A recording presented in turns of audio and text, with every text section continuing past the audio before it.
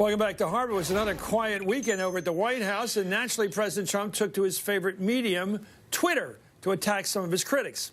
First up, Hillary Clinton, who the president went after because he didn't like what she said to Mother Jones magazine about the legitimacy of the 2016 election. Let's take a look. I think that there are lots of questions about its legitimacy, and we don't have a method for contesting that in our system. This is the first time we've ever been attacked by a foreign adversary, and then they suffer no real consequences. Well, he tweeted, "Crooked Hillary Clinton is the worst and biggest loser of all time.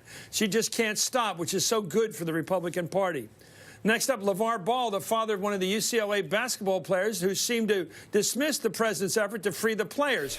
In response, Trump tweeted, "Now that the three basketball players are out of China and saved from years in jail, LeVar Ball, the father of LiAngelo, is unaccepting of what I did for his son, and that shoplifting is no big deal. I should have left him in jail." And finally, on Sunday, Trump went after Marshawn Lynch of the Oakland Raiders for sitting during the national anthem. There he is.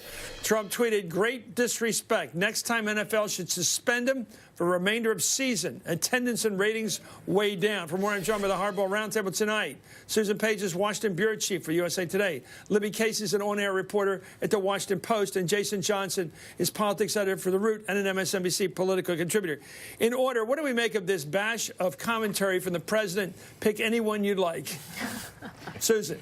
Okay, I'll take the first one. Okay. The 2016 election will never end. You know, 50 years from now, we'll still be debating who won in 2016. Yeah, but there is a legitimate result. There is. The Electoral College voted, and they got the 270, and it's done. What does Hillary mean by raising the question of the legitimacy of the election? Well, I think we know that President Trump isn't over the election because he keeps tweeting about his adversary, even though he won the election and was inaugurated. But I think Hillary Clinton also has trouble getting over the election, and so she's also revisiting in ways that, by the way, are not helpful for other Democrats. This is not good news for the Democratic Party to question his legitimacy. Why? Because he was elected, he won the Electoral College, he won the popular vote.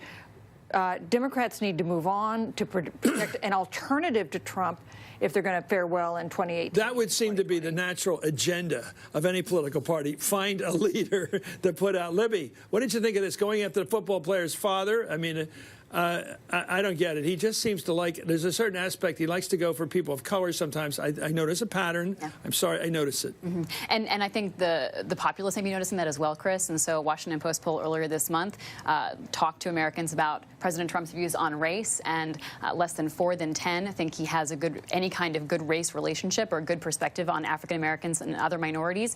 And you have to look at the family. One of my colleagues, Cal Borchers, did this great piece in the Post today looking at the Ball family.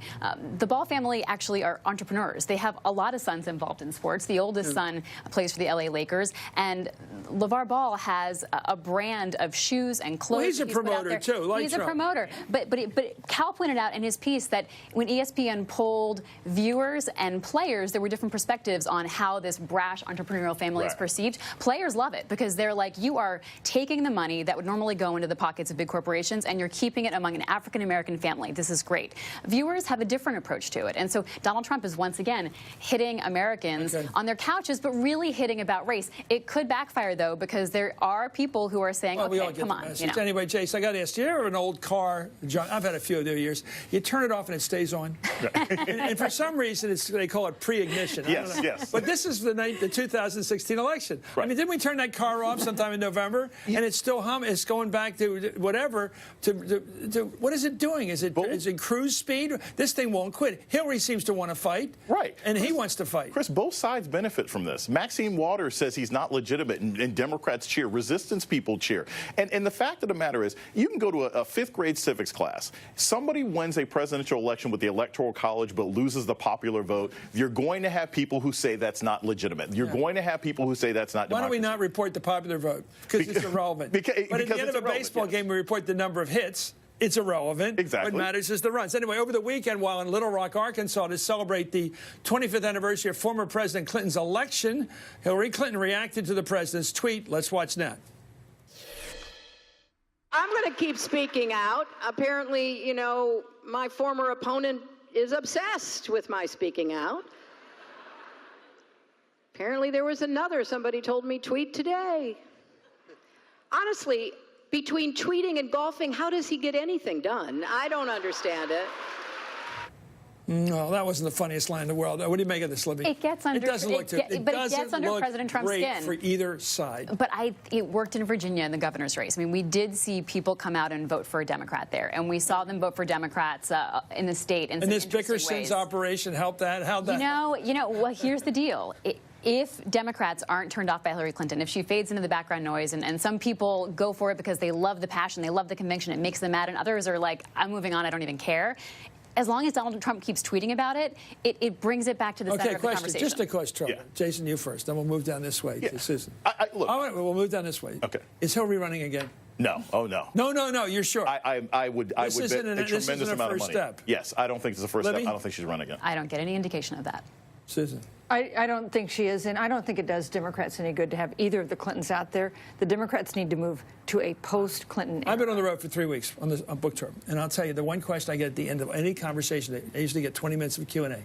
Who's the new leaders? And I list about 5 or 10 people I call, and I don't mean this positively, attractive. Right. They're very attractive. Men and women, they're young, they're attractive politically, they look like future, maybe, and none of them's proved themselves. None of them's ready to be president. But there's a lot of them. There's a bench is what is a mile, but nobody in the on-deck circle. Well, nobody ready to go. Because they can't get the oxygen if Hillary Clinton's taking it up. And Joe Biden. Yeah.